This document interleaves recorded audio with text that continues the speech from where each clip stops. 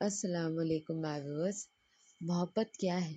محبت صرف ایک دوسرے کو آئی لو یو ٹو بولنے کا نام نہیں ہے۔ محبت ایک احساس ہے جس میں انسان اپنے شریک حیات کی خوشی، عزت اور سکون کو اپنی خوشی سمجھنے لگتا ہے۔ ہسبینڈ اینڈ وائف کے رشتے میں محبت تب خوبصورت بنتی ہے جب دونوں ایک دوسرے کو صرف سمجھنے کی کوشش نہیں بلکہ ایک دوسرے کو فیل کرتے ہیں، ایک دوسرے کے حساب سے اپنے آپ کو ایڈجسٹ کرتے ہیں۔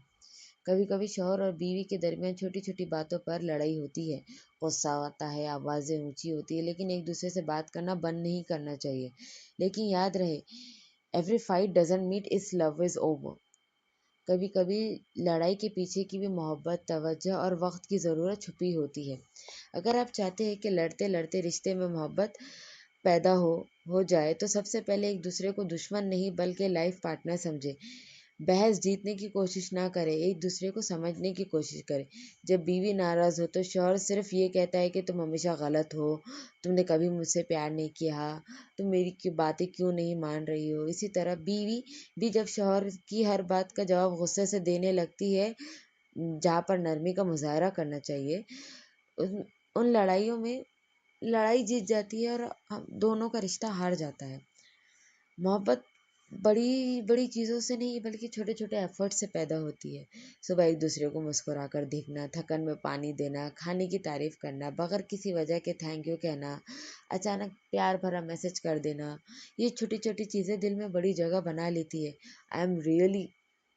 آئی ریئلی سے دیٹ کہ یہ چھوٹے چھوٹے جیسچرز نا امپورٹنٹ ہوتے ہیں، کیونکہ عورت مال و دولت کے لیے کبھی نہیں مرتی۔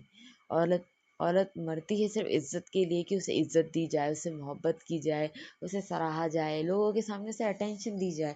یہ عورت کو بہت پسند آتا ہے۔ اور ایک ضروری بات، اگر رشتے کو خاص بنانا ہے تو اپنی پرائیویٹ پرابلمس کو شوہر کو چاہیے اور بیوی کو چاہیے کسی تیسرے کو، اپنے ماں بہن کو، اور بیوی کو چاہیے کہ اپنے گھر والوں کو نہ سنائے۔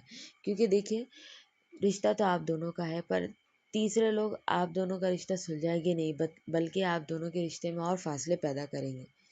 اور کوئی بھی لڑائی ایگو سے بڑی نہیں ہوتی، مطلب سوری غلط کہہ دیا ہے میں نے۔ مجھے لگتا ہے ایگو کو رکھ کر لڑائی نہیں رکھنی چاہیے، ایگو کو درمیان میں نہ لائے۔